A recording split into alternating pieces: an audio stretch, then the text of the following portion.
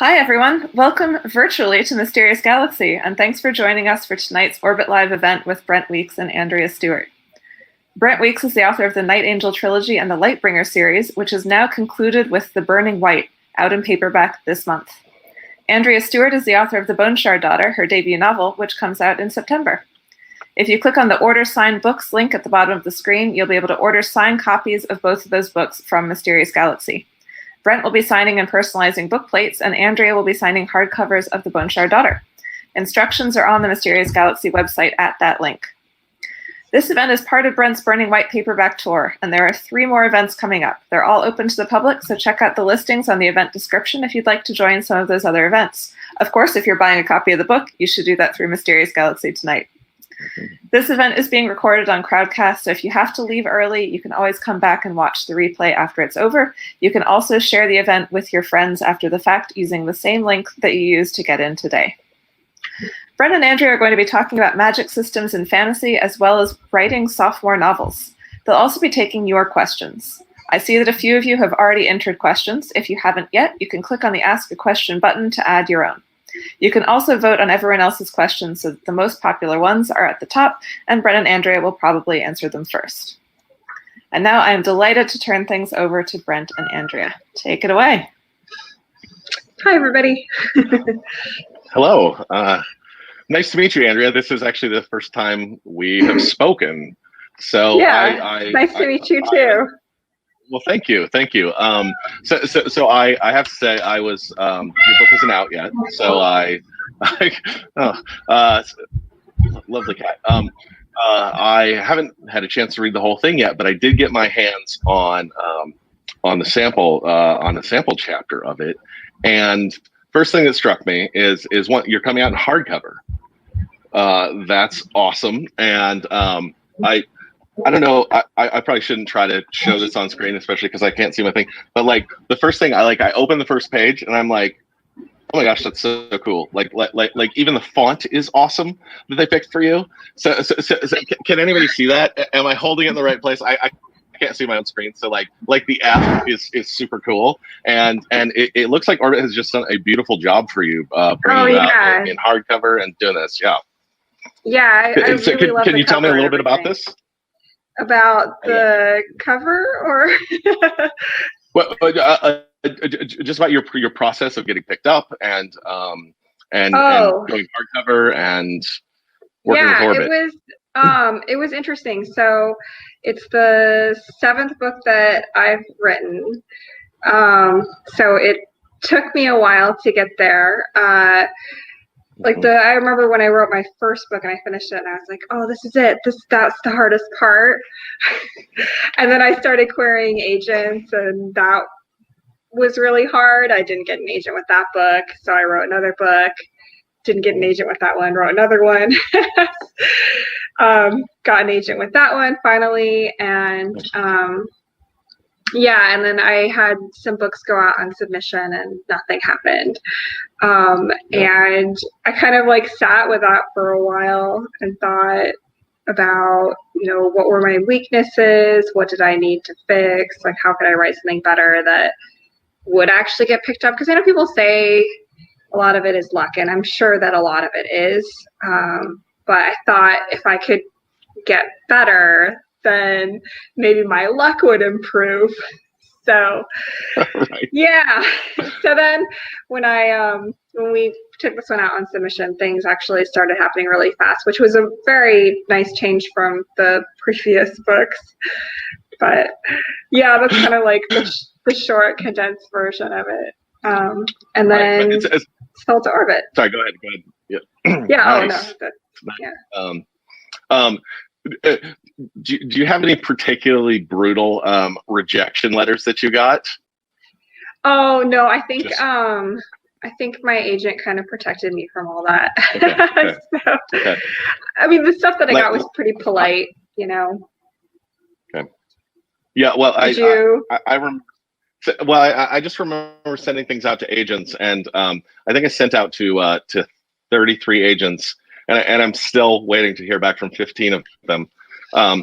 So any day now. But I remember getting my, this was back in the day when you sent a self-addressed stamped envelope and getting like they took a rubber stamp saying not interested and they stamped it on my own envelope. Like they didn't even stuff a letter in there. They just stamped it on there and sent it to me, like the outside of the thing. And I was like, okay, great. you that know, is thanks brutal. for that.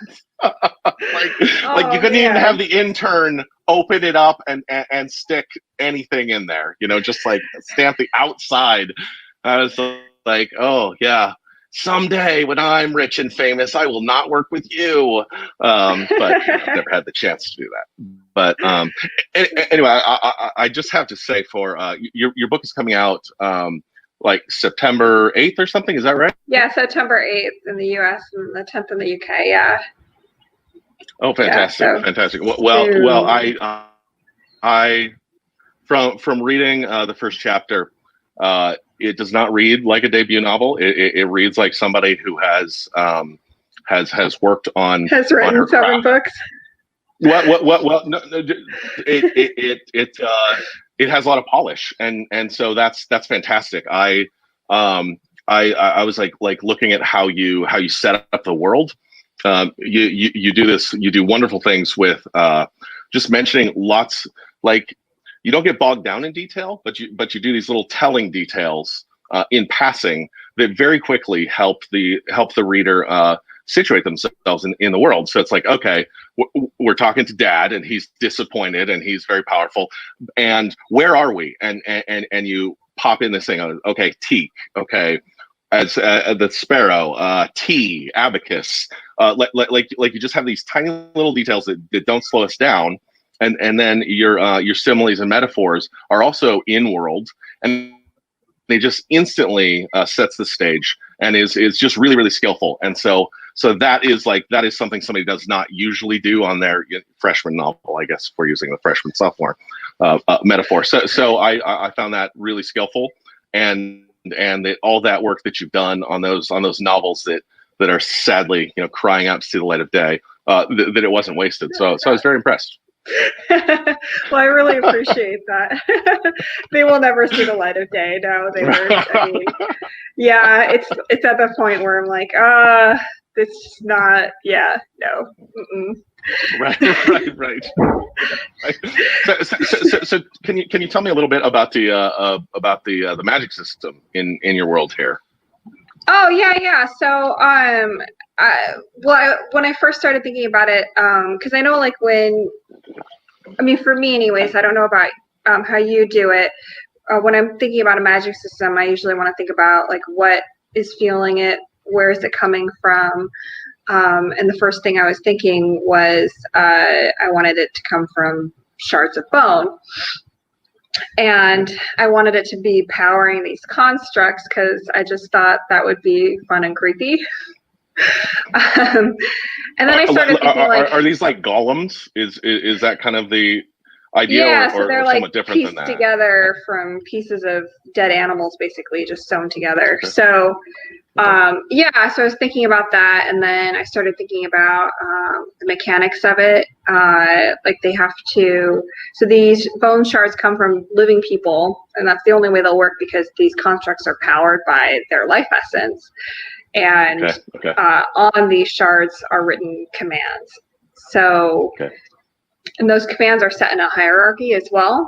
So I was thinking a little bit about like software programming, where it's kind of like a different language, but it has its own like logic and everything.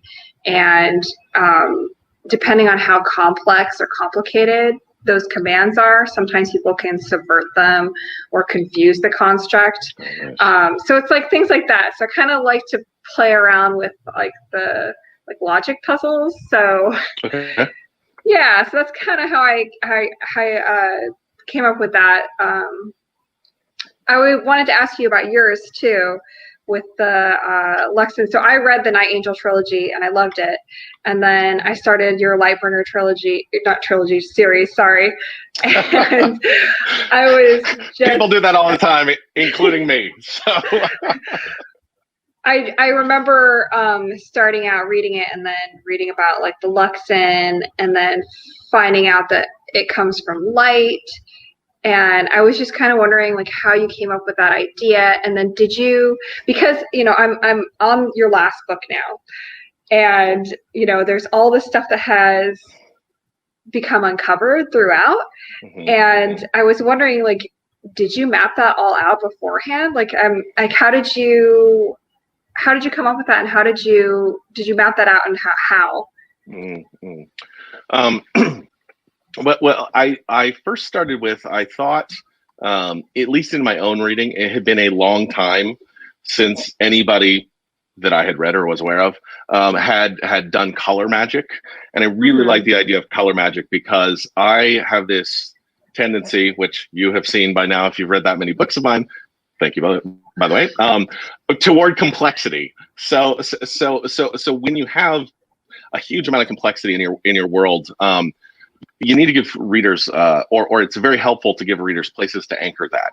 Like, okay, there's 25 things over here. If there's no real world anchors for that, readers just can't remember it, and it just becomes confusing. And so I thought, okay, if I have 7 different magic systems or 7 different kinds of magic, if they're not anchored to something, readers have no chance. But if I anchor them to color, then the complexity can be handleable. So like, okay, red magic. Well, if that's warm and emotional, like, well, that makes sense to people. And green magic, okay, if that's wild, well, like trees and plants are wild. Okay, I got it. I can.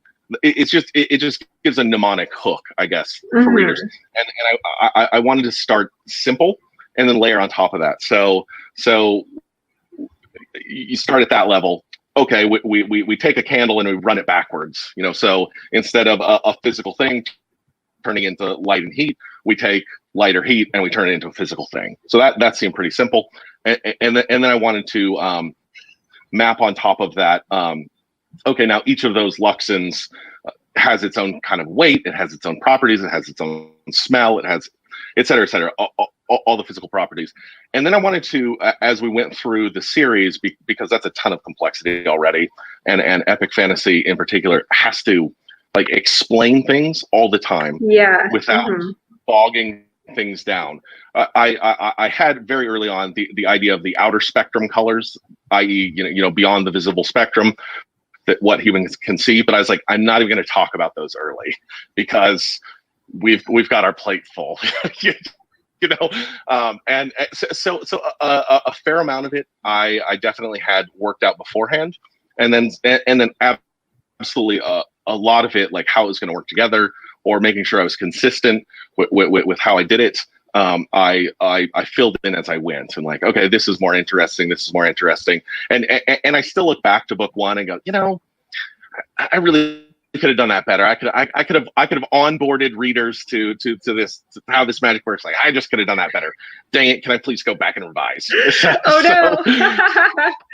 Yeah, there is definitely that sitting there of like, that I made that more complicated at the beginning than it had to be. But so it's kind of a mishmash, and I still live in the fear that like I made some really glaring, obvious error, and somebody's going to catch me on it someday. But so far I'm doing all right.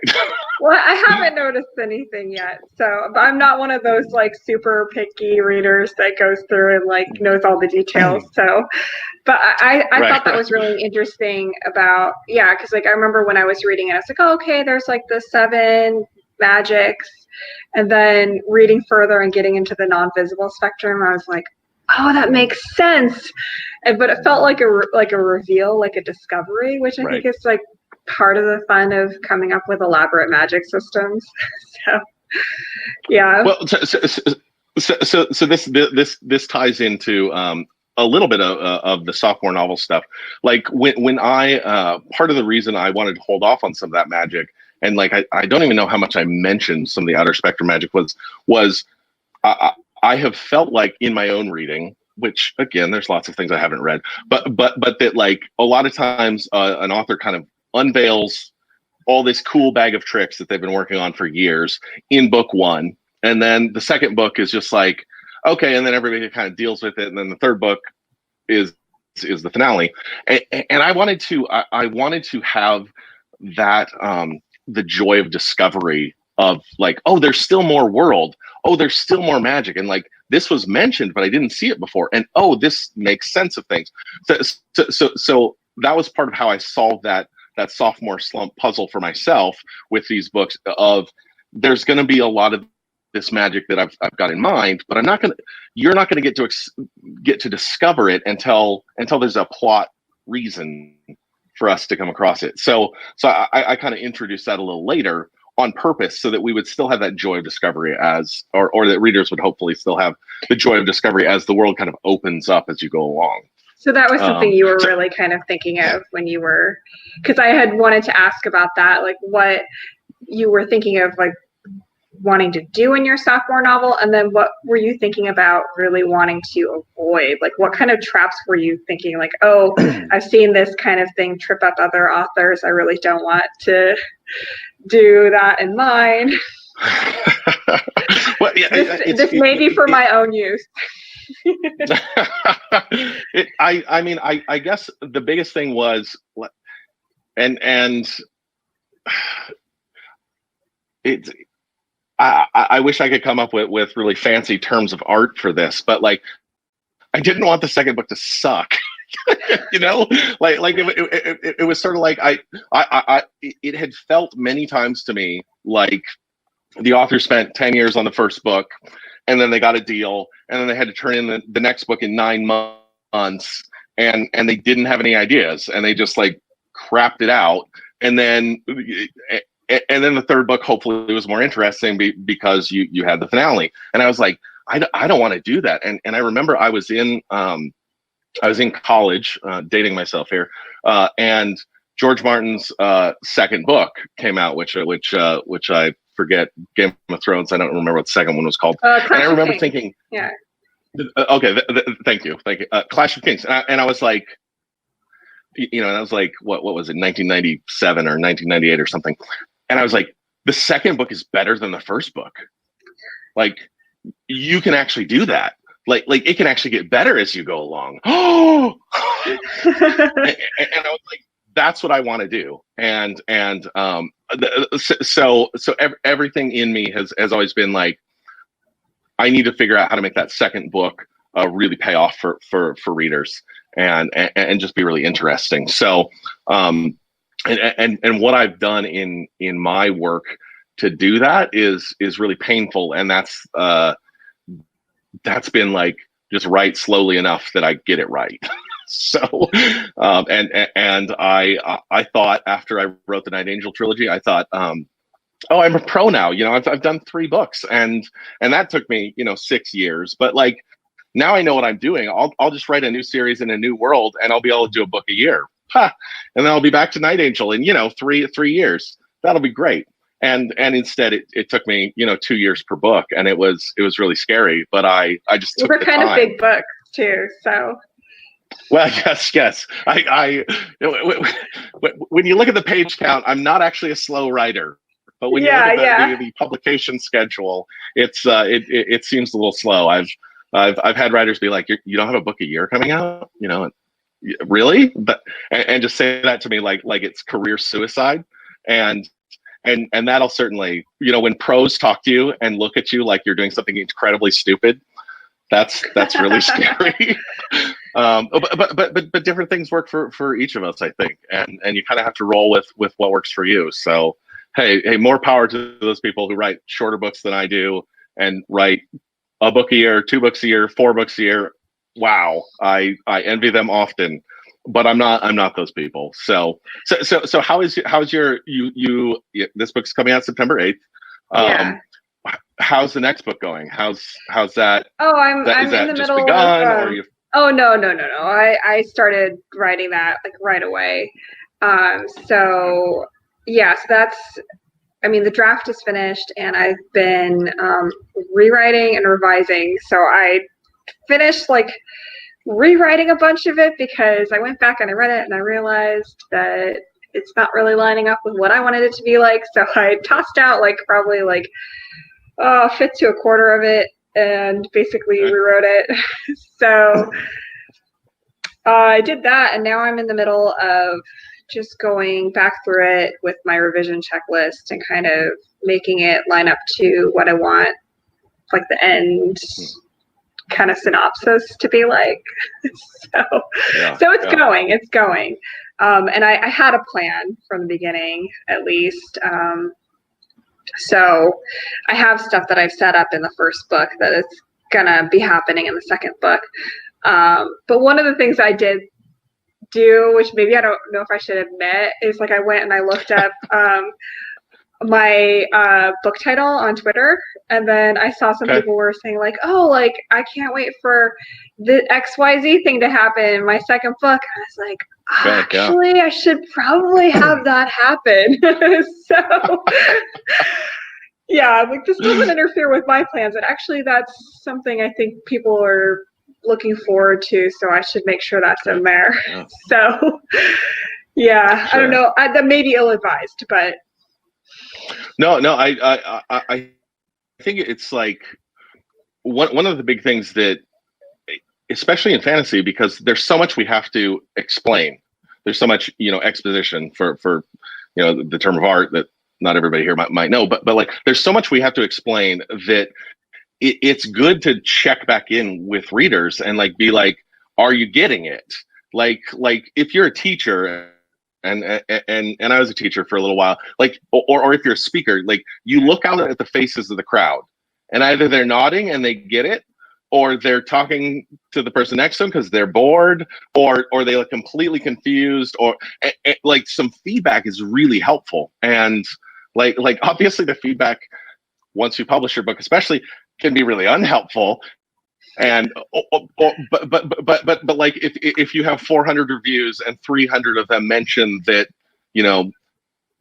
all the names started with A, like you might be like, oh, like maybe I should visit that, even if in this culture that I'm writing a ton of names start with A.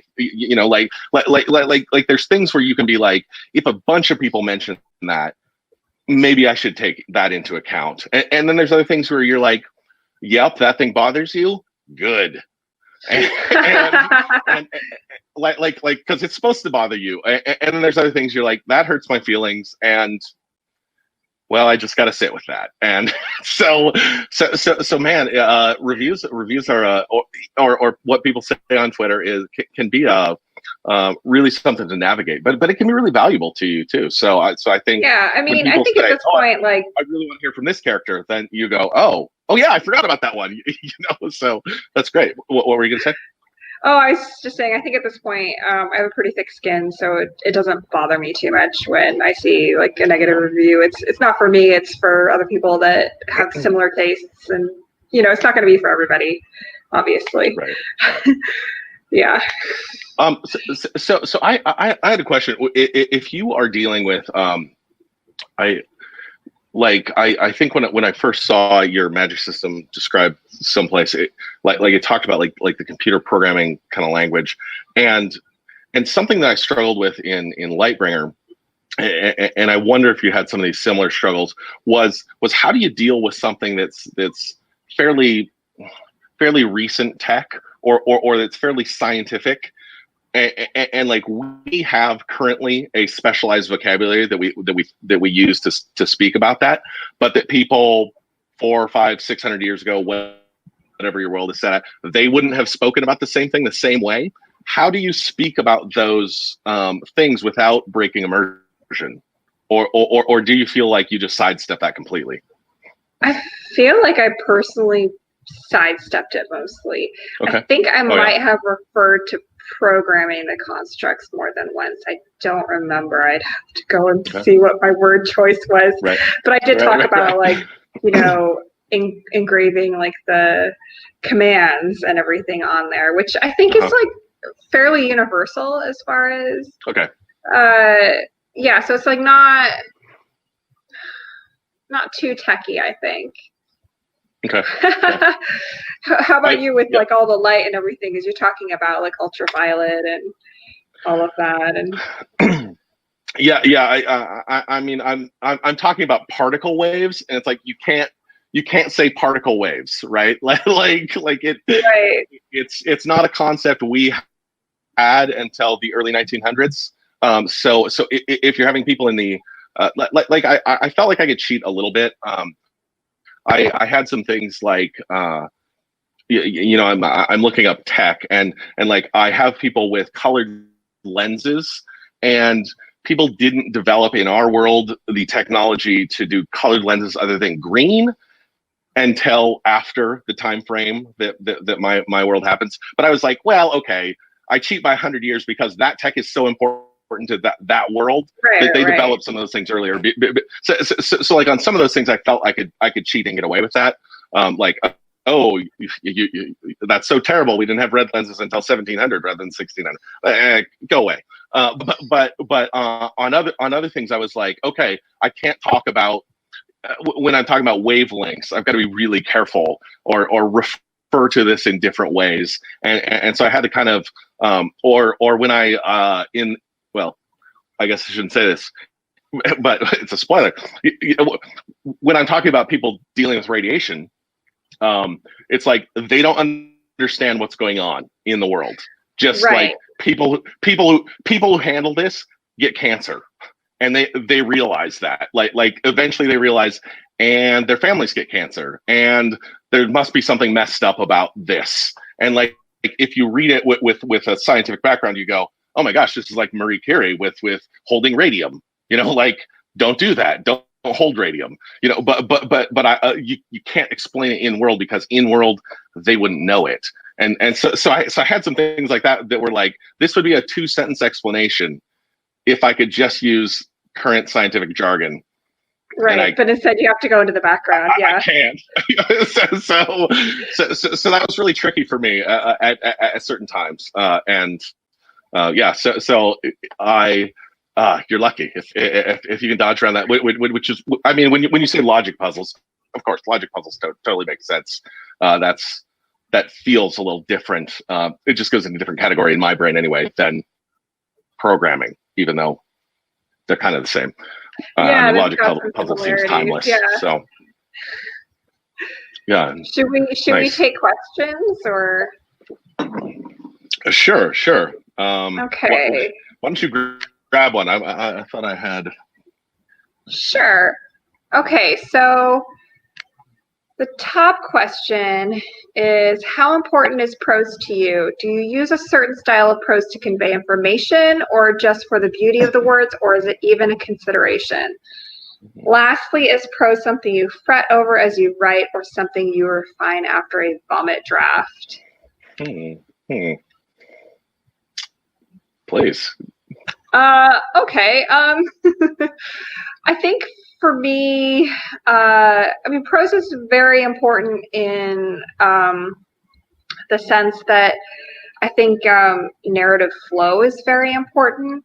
I think it is important to convey information and for it to hopefully be beautiful. But I think for me, like, the thing that's really important is, does it lead the reader into the work?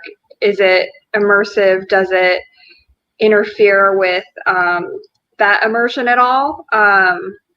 So I really try to make sure that the prose is smooth.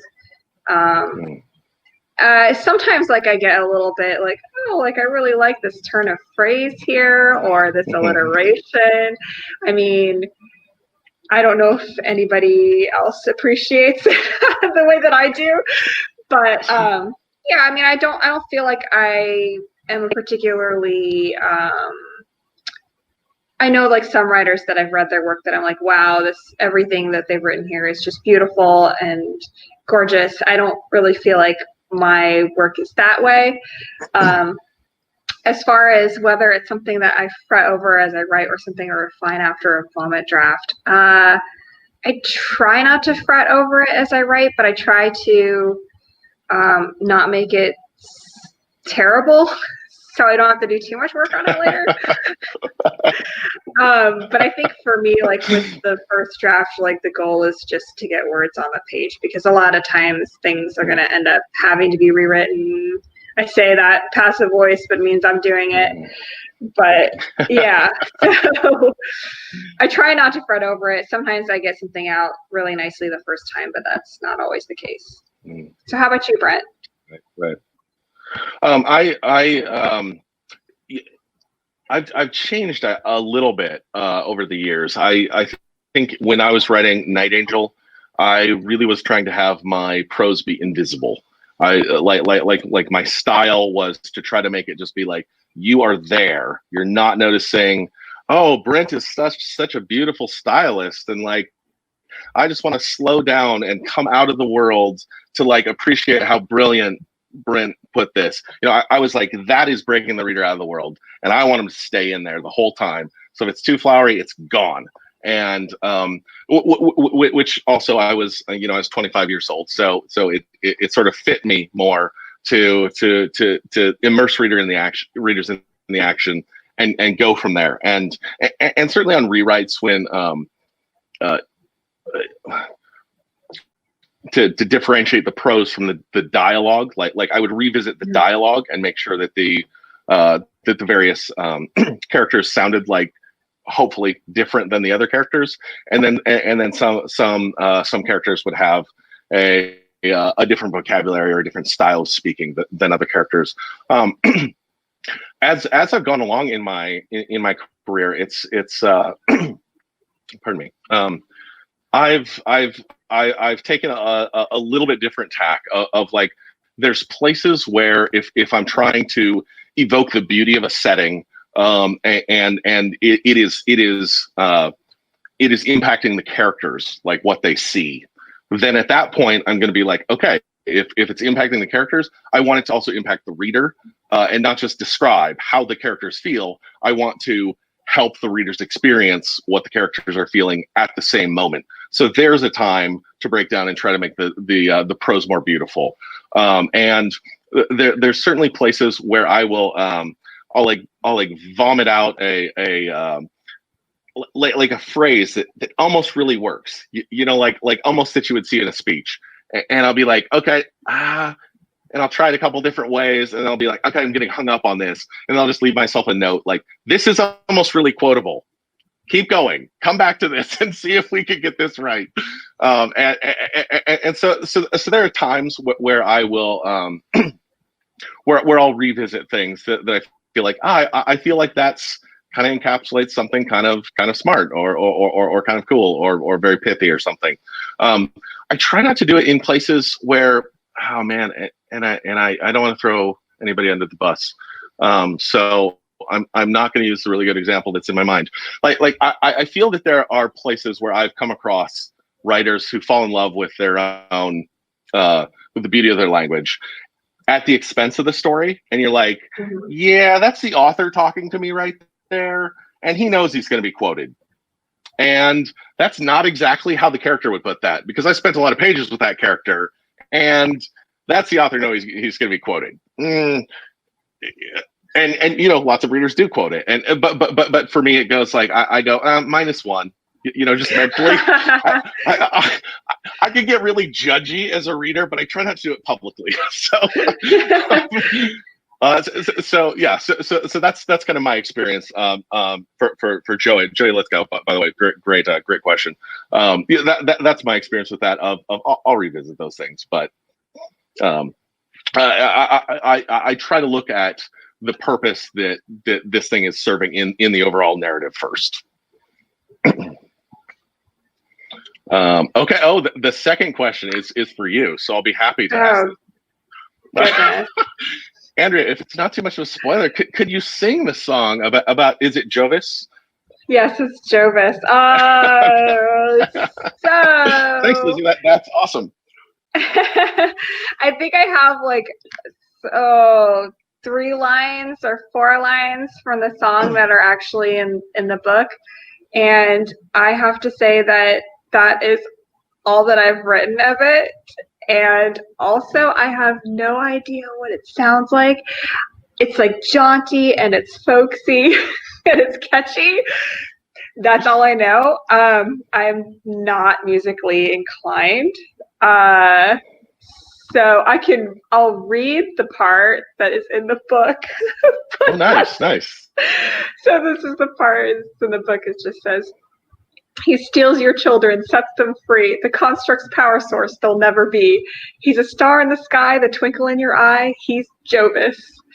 And that, I believe, is probably like the refrain or the end of the song. But don't know what the rest of it is. I'm sure it's wonderful.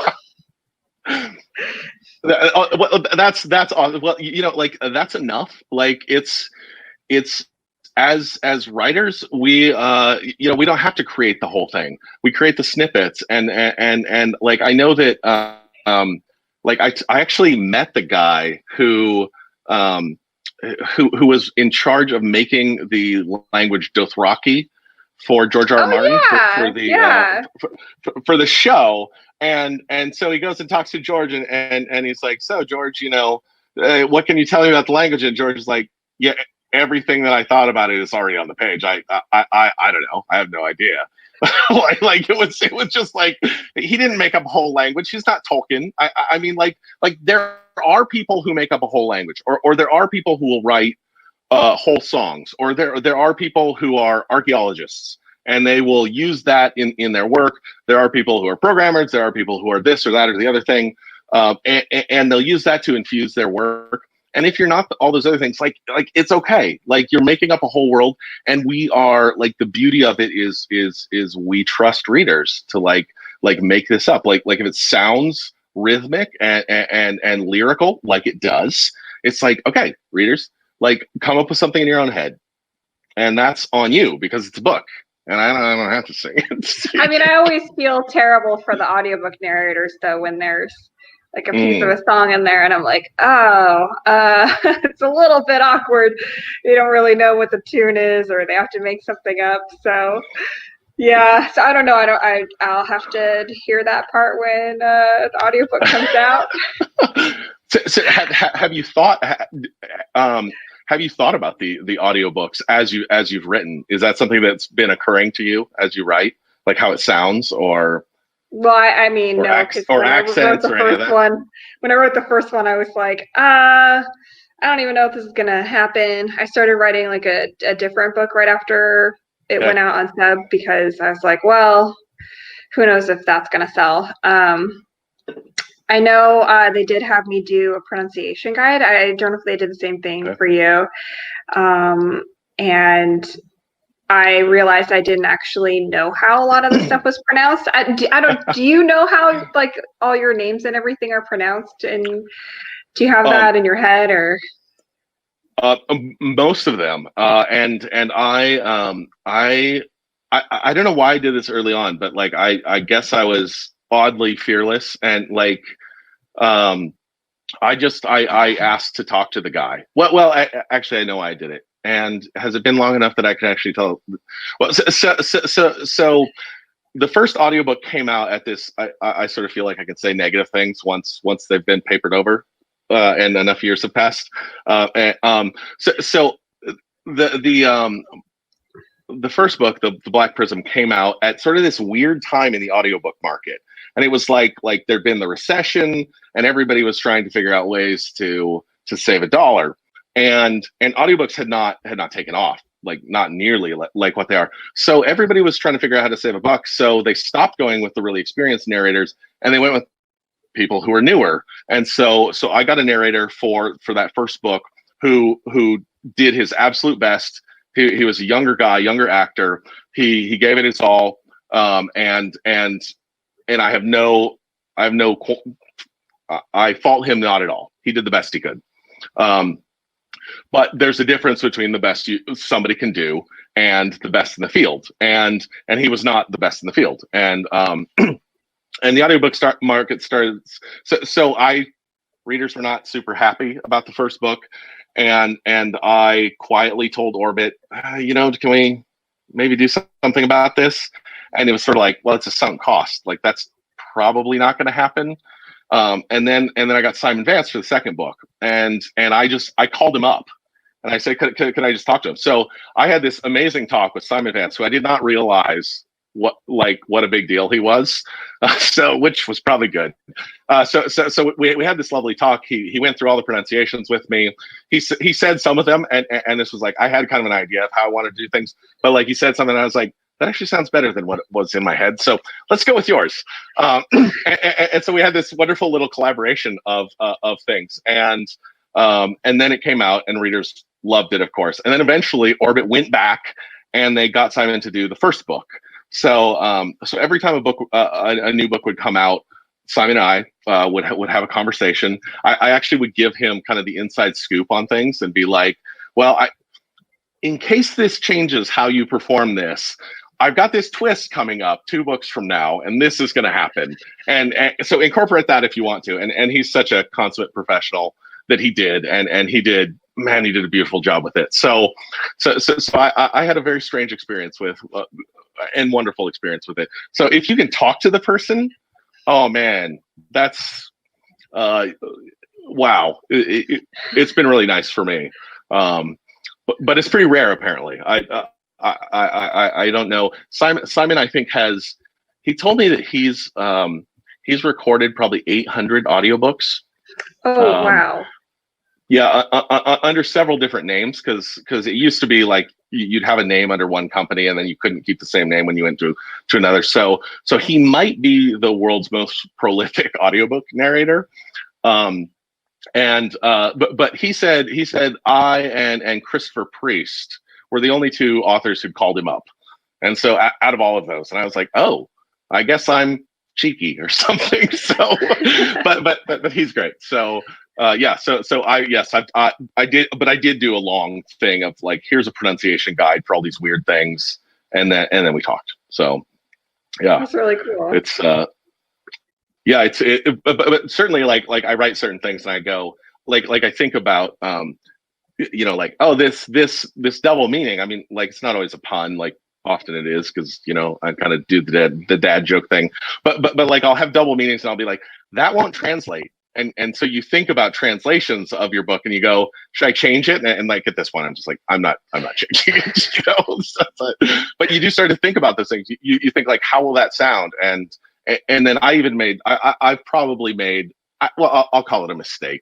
The things I mildly regret anyway, like white, WIGHT, and white, which my magic system white definitely shows up.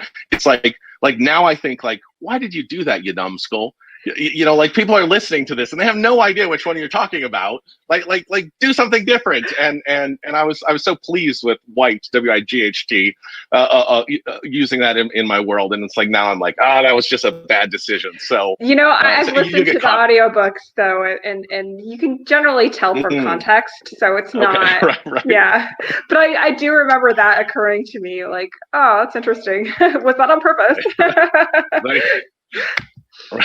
No, I should have just been like, no, you use the old English pronunciation, like Wiggett, like you do night as knigget, but too late. So sorry, you're saying? Oh, the next question is actually for you specifically. Okay. So it says, Brent, how did you develop a religious system around a light-based magic system without falling into Manichaeism. Oh, Manichaeism or okay. Gnostic dualism. Okay. Wow. How did I do it? I'm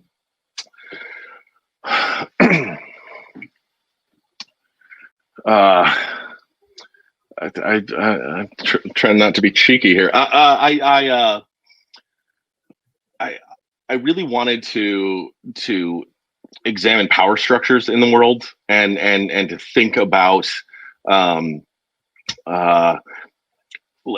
like what happens when you have magic users in the world, and in a lot of the fantasy that I've read or that I read when I was growing up, like I just thought it didn't make sense.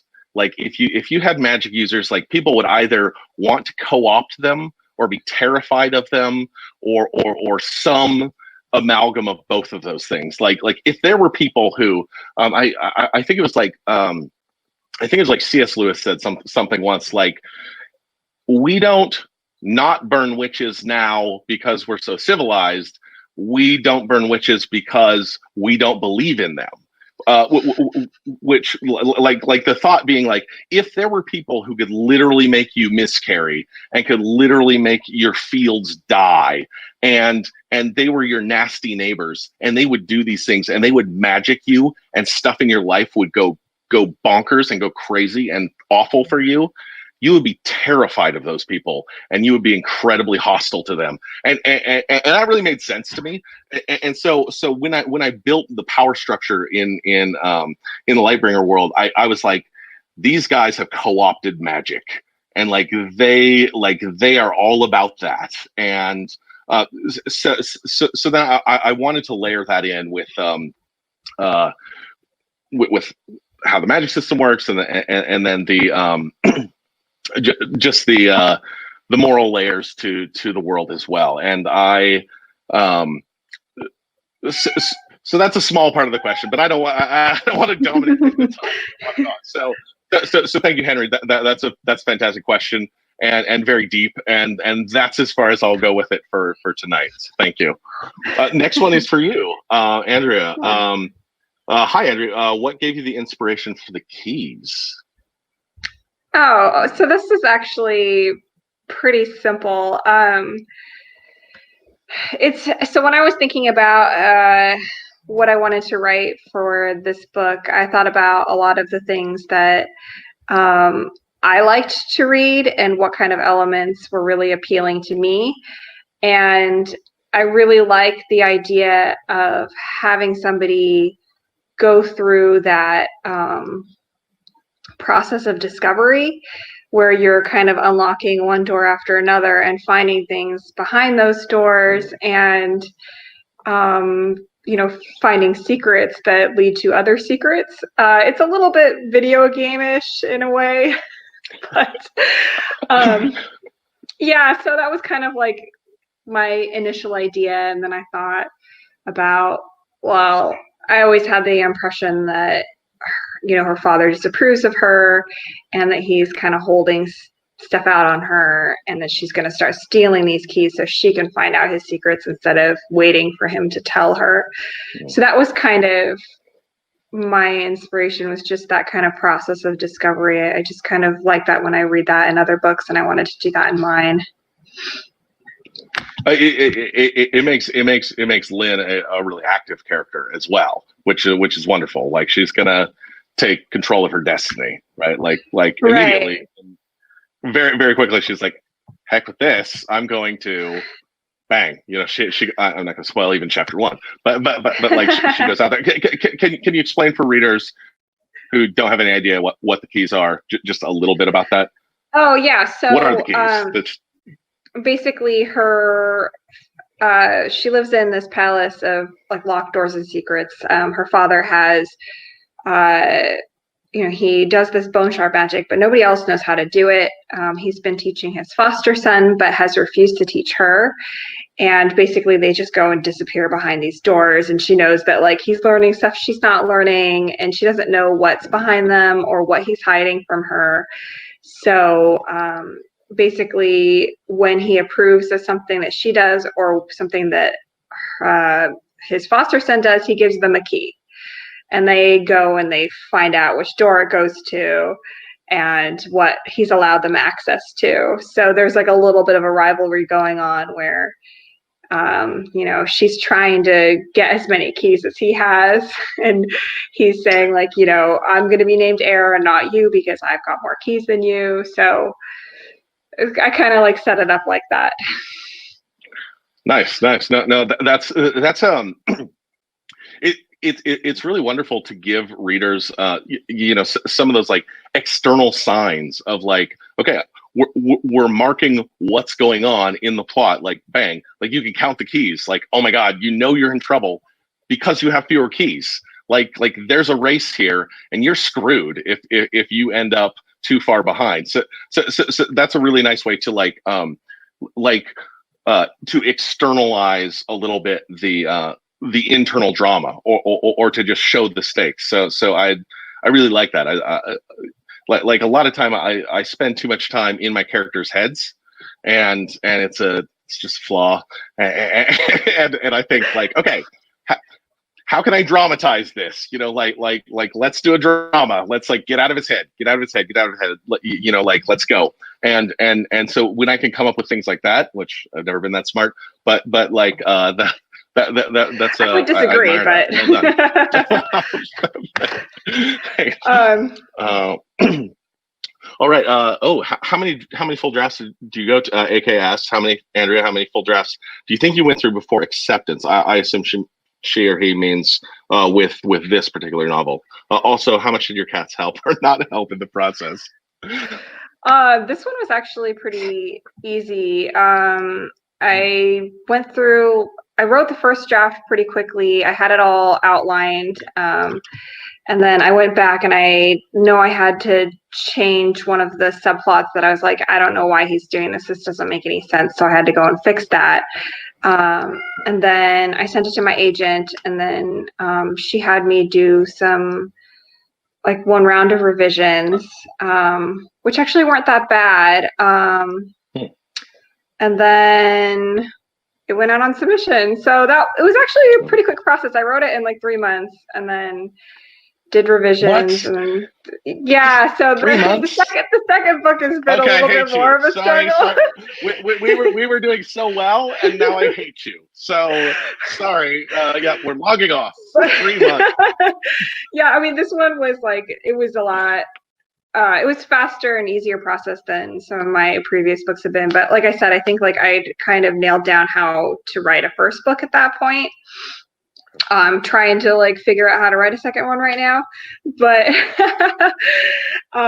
but yeah, so that actually didn't go through very many drafts. I think like a lot of it is the same from what I wrote the first time around, but I think like when I write a first draft or even like a second draft, I leave out a lot of explanation. So I had to definitely during edits, it was like, oh, like what did you mean here? What was going on here? And I'm like, oh, that was just in my head.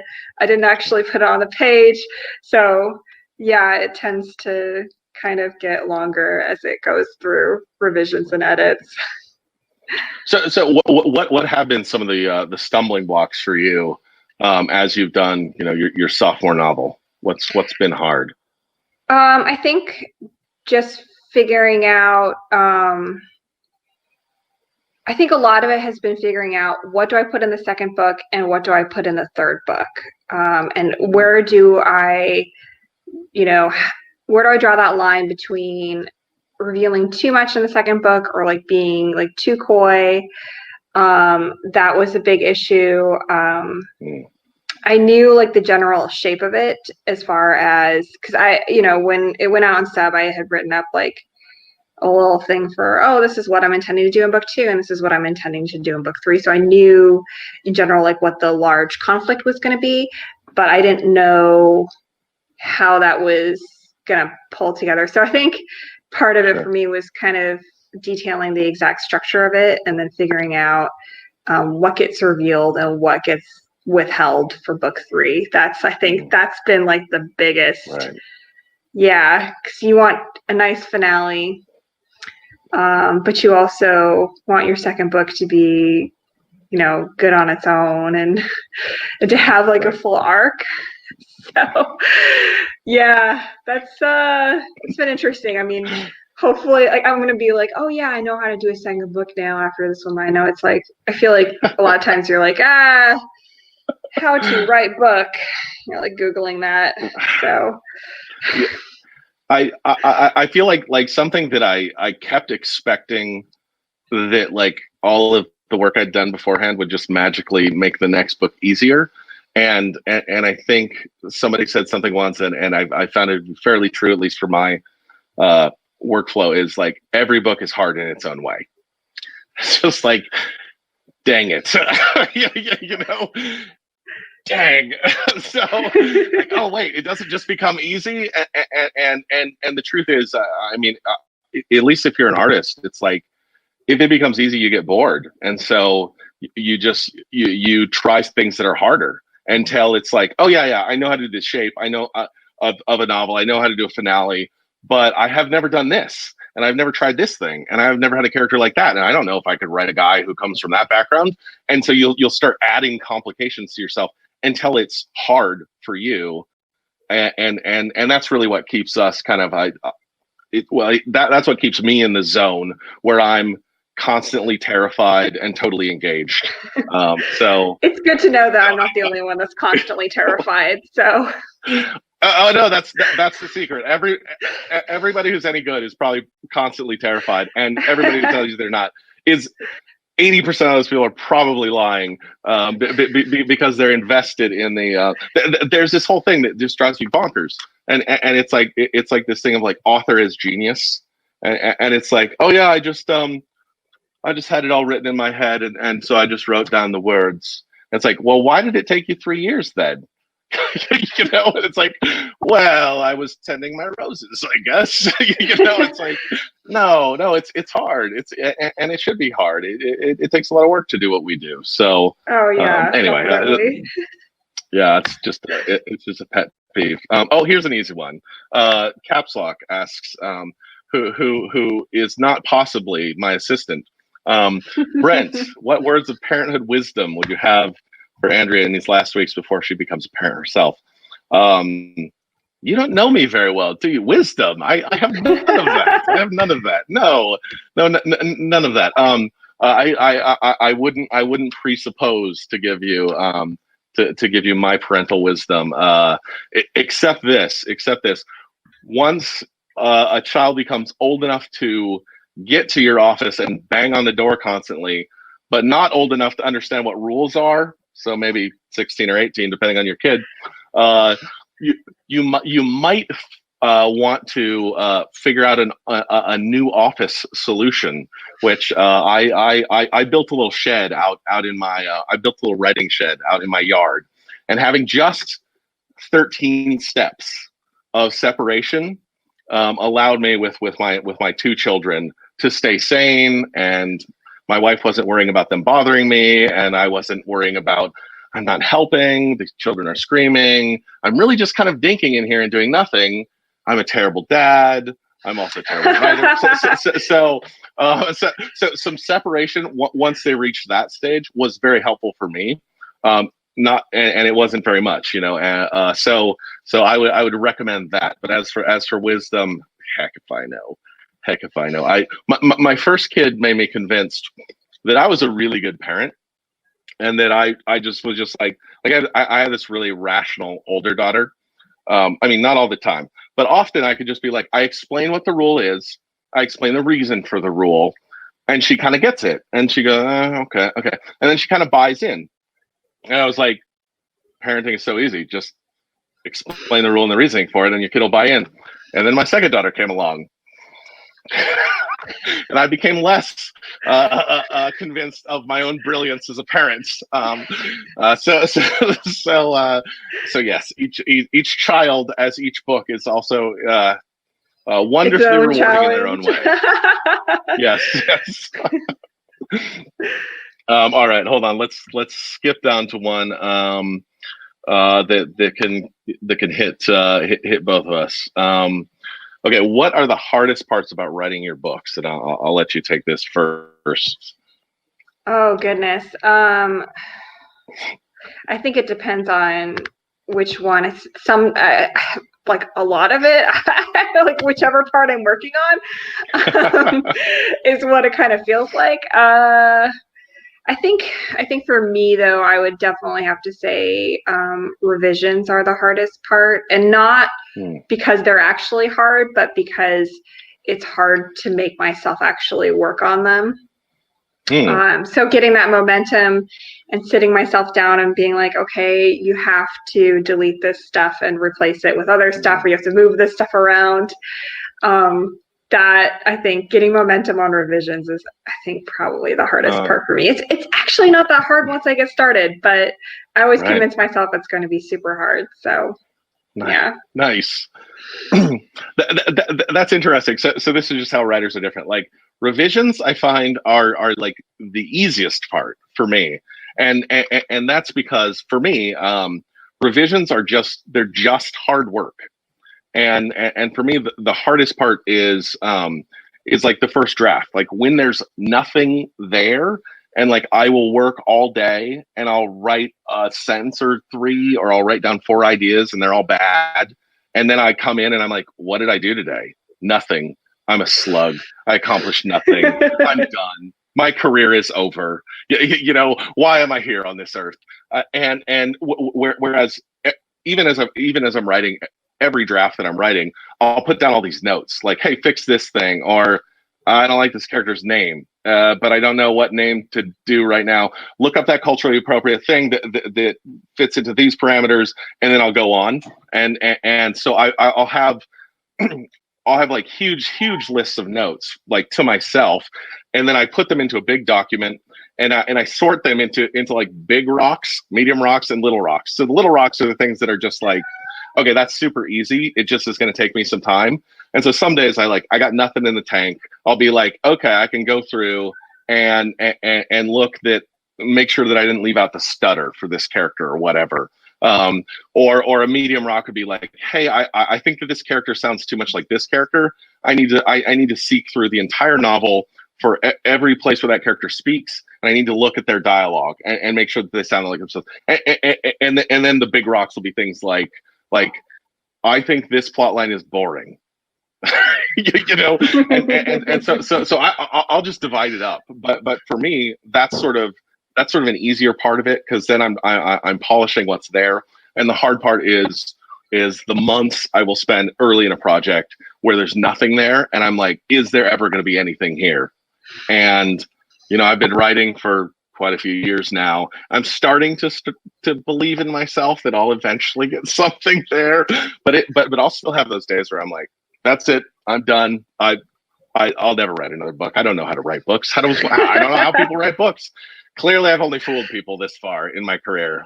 So that, like, emotionally, the early part of the books are usually the toughest for me. So, okay, let's. Do you want to pick out one last one, since we're at an hour and 2 minutes? Sure. Let me see if I can find one for. Yes, not just for me. Okay. No. Okay. So this is interesting. Okay, so how accessible do you try to make your books that are later in a series? Like, example, book 3 for new readers. What sort of strategies do you employ to get the newbies up to speed without boring your established readers? Oh, that's a good question. Oh, that is a good question. So for me, I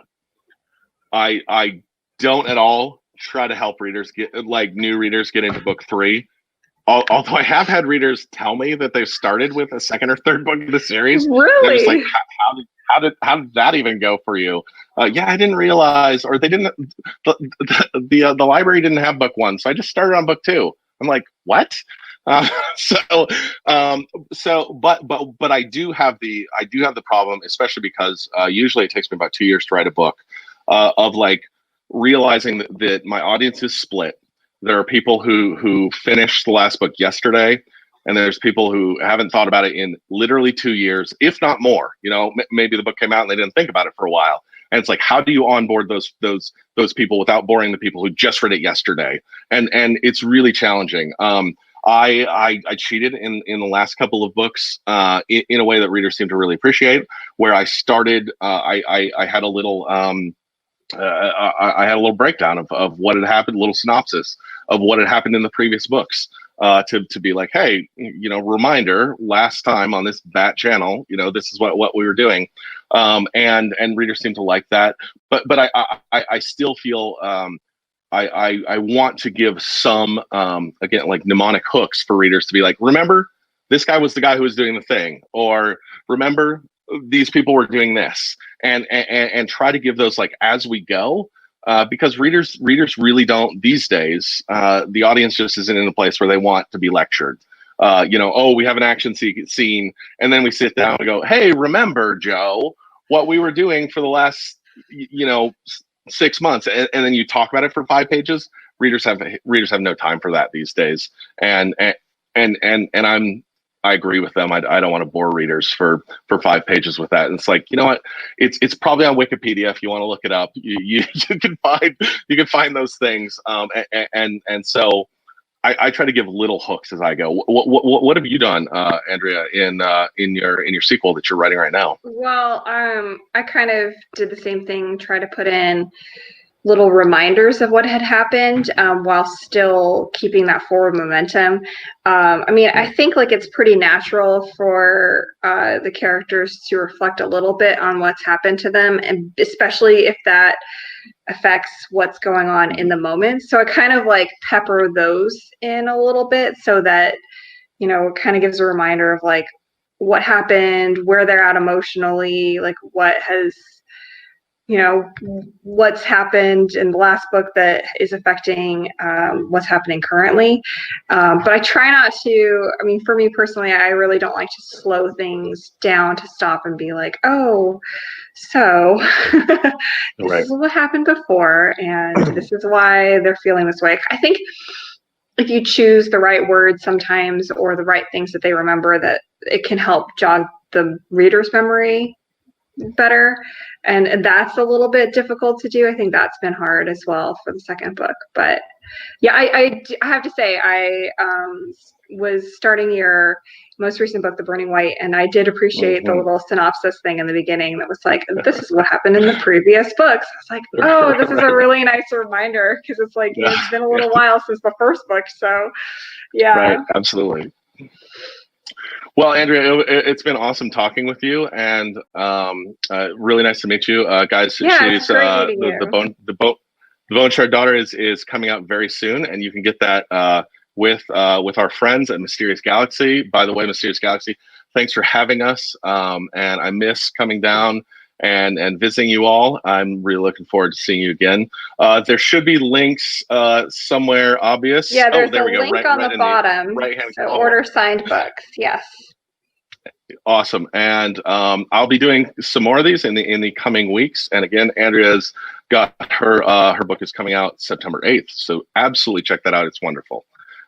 Thank you so much, everyone. It's been a joy. Thank you for having us.